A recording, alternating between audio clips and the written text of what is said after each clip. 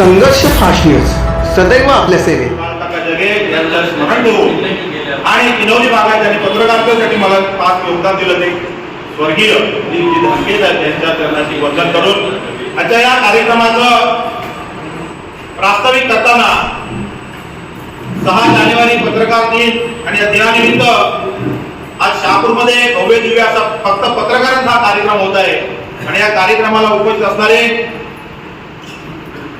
निवासचे अध्यक्ष आपले मित्र आदरणीय तानाजी मोरे साहेब, या ठिकाणी शहापूर पोलीस स्टेशनचे निरीक्षक आदरणीय मुकेशजी ढगे साहेब, शहापूरचे पंचायत समिती गटविकास अधिकारी आदरणीय राठोड साहेब, या ठिकाणी उपस्थित असणारे कुणबी समाज संघाचे कार्यकारी मंडळाचे अध्यक्ष आणि हा कार्यक्रमासाठी ज्यांनी आपल्याला हॉल दिला ते आदरणीय आमचे उडव साहेब, उपस्थितांमध्ये ज्येष्ठ पत्रकार आदरणीय खाडे साहेब, या ठिकाणी भाजपचे ज्येष्ठ नेते आदरणीय हिरण्य साहेब, माजी उपसभापती माजी सभापती गोरे साहेब, उपस्थित सर्व ज्येष्ठ आदरणीय सर्व माझ्या व्यासपीठावर मान्यवर, या ठिकाणी उपस्थितांमध्ये ज्यांनी वेळात वेळ काढून शहापूर तालुक्यातले सर्व पत्रकार या ठिकाणी उपस्थित आहेत त्या सर्वांचं मी शब्दसुमनाने या ठिकाणी स्वागत करतो. त्याचबरोबर ज्येष्ठ पत्रकार सुद्धा मी या ठिकाणी स्वागत करतो.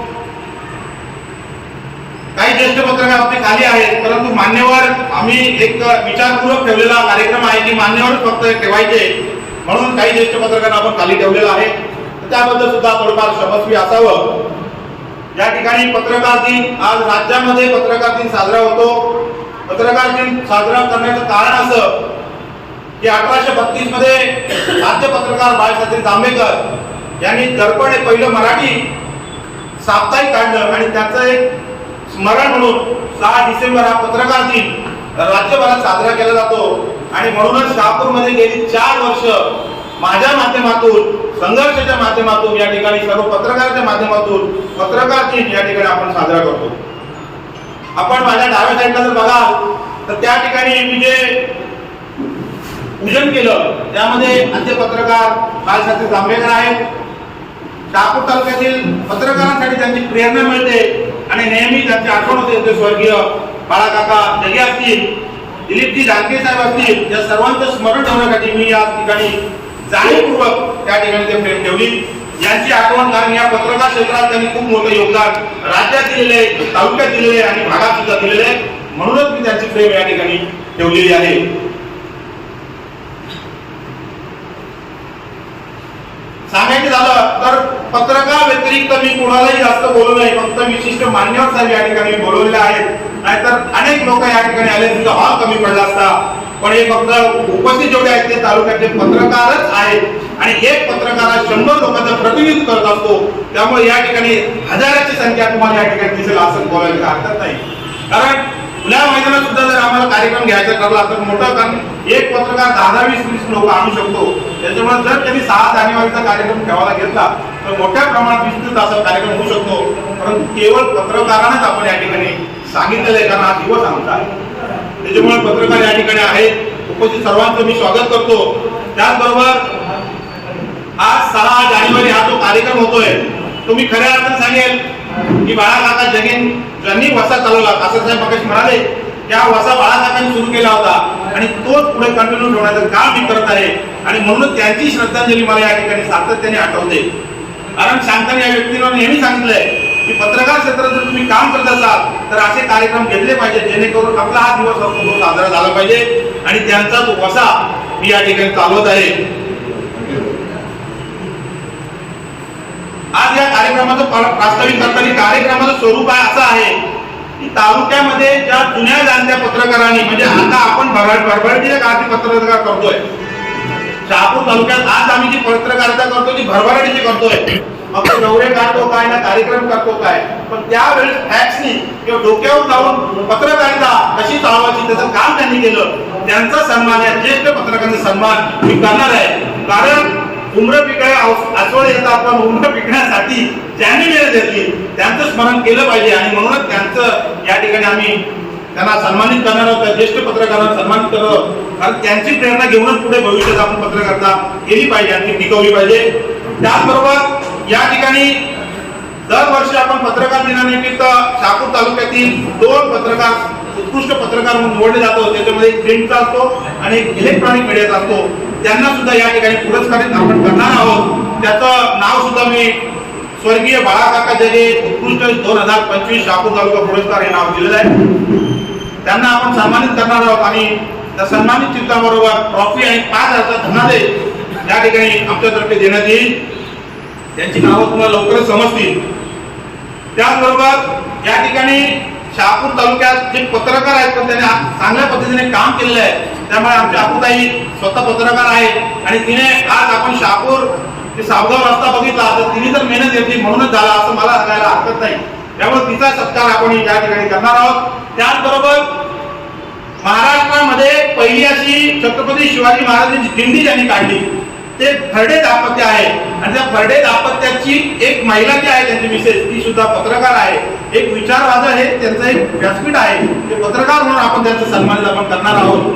त्याचबरोबर रवी मडके सुद्धा आमचा एक पत्रकार आहे जुना की ज्याने एक संस्था काढली आहे की अनेकांचे प्राण त्यांनी वाचवलेले आहेत. त्यामुळे त्यांचा सुद्धा आम्ही सन्मान करणार आहोत. ते नक्कीच या ठिकाणी सन्मानित आहेत असं मला वाटतं.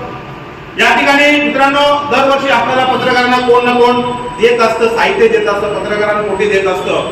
आजच्या वर्षी आदरणीय देवाग्रुपचे सचिव आमचे मित्र तानाजी भाऊ मोरे यांनी मला सांगितलं की मला पत्रकारांना काहीतरी द्यायचे शहापूर तालुक्यातल्या. मी म्हणालो की साहेब 6 जानेवारीला कार्यक्रम आहे त्या दिवशी आपण काहीतरी द्या. ते 2 महिन्यापूर्वी मला सांगत होते मला द्यायचे काहीतरी पत्रकारांना. निसंकोचपणे आणि निस्वार्थीपणे देण्याचं काम त्यांचं आहे.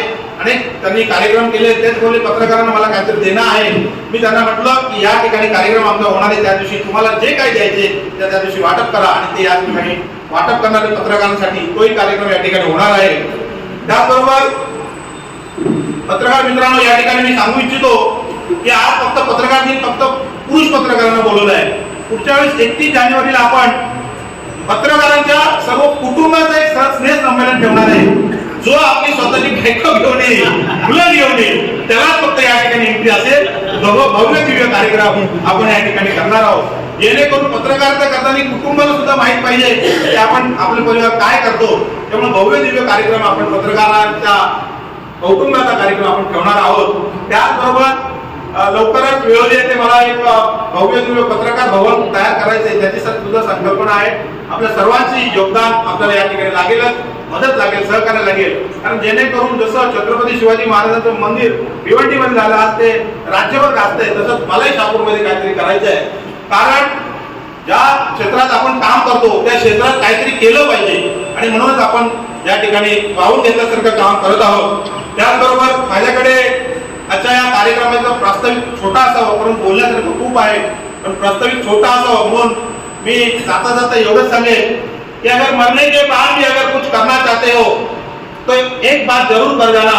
मरने के बाद भी अगर कुछ करना चाहते हो तो एक बात जरूर कर जाना. एक तो लिखने लायक कुछ कर जाना या करने लायक कुछ लिख जाना. अशा पद्धतीनं कार्य केलं पाहिजे की कमीत कमी पत्रकार क्षेत्रातला गुगल किंवा विकिपीडियाने आपलं नाव दोन शब्द त्यावर टाकलं पाहिजे. असं काम आपण केलं पाहिजे.